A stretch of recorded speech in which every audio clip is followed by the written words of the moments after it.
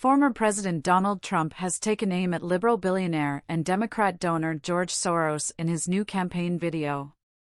In a video shared on Truth Social, the former president claimed that the United States was being damaged by Marxist and communist district attorneys, and he vowed to take action to fix it if he is elected president again. There is no more dire threat to the American way of life than the corruption and weaponization of our justice system. And it's happening all around us, the former president said.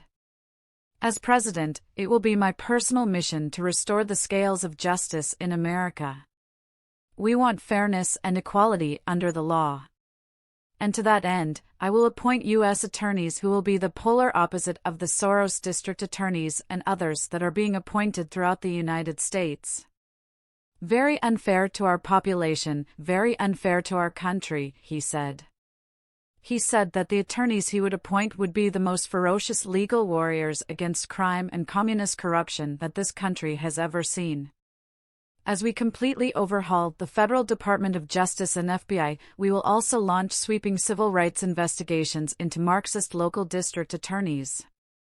And that's what we have, they're Marxist in many cases. By refusing to charge countless crimes, the Soros prosecutors appear to be engaging in selective enforcement based on illegal radical discrimination, he said. In addition, we will have a complete investigation into the use of police-state tactics by federal authorities to arrest conservatives and Christians. We will find out who ordered it and we will hold them totally accountable, the former president said. There is much more that we must do. We have to confront this radicalized law in schools, we have to reform the far-left bar associations and stop the purge of conservative lawyers from major law firms, he said.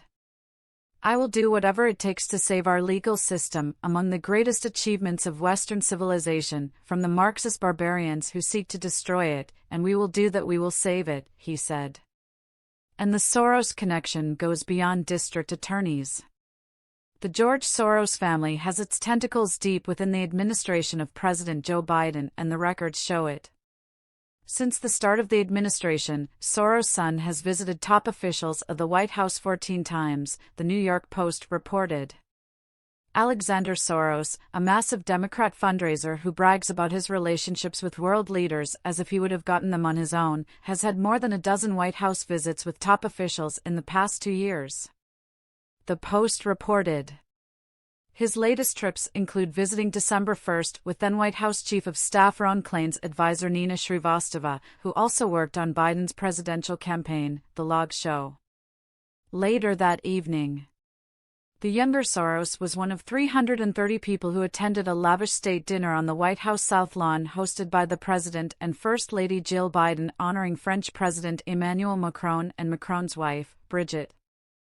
A day later, Alexander Soros, who chairs the powerful, liberal grant-making network Open Society Foundations founded by his dad, met with both advisor to the counselor of President Mariana Adame and Deputy National Security Advisor Jonathan Feiner, records show.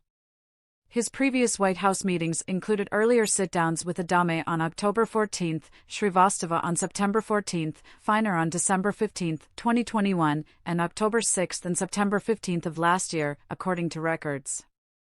Soros also had meetings with Kimberly Lang, then a National Security Advisor executive assistant, on October 6, and former Klain advisor Madeleine Strasser on October 29, 2021, and April 22, 2022. The visits are troubling to Mike Howell, who serves as the director of the Oversight Project for the Conservative Heritage Foundation, who said that the Soros family has already done tremendous damage to our country. The Soros agenda is one of death and destruction in the name of open borders and ending Western civilization, Howell said. The Biden administration and rogue prosecutor movement may be its most damaging purchase in America to date, he said. A list of the meetings shows how many times the younger Soros has visited the White House in the past 2 years. December 2, 2022, Mariana Adame, advisor to the counselor Steve Ricchetti. December 2, 2022, John Feiner, Deputy National Security Advisor. December 1, 2022, State Dinner on South Lawn for French President Emmanuel Macron attended by President Biden.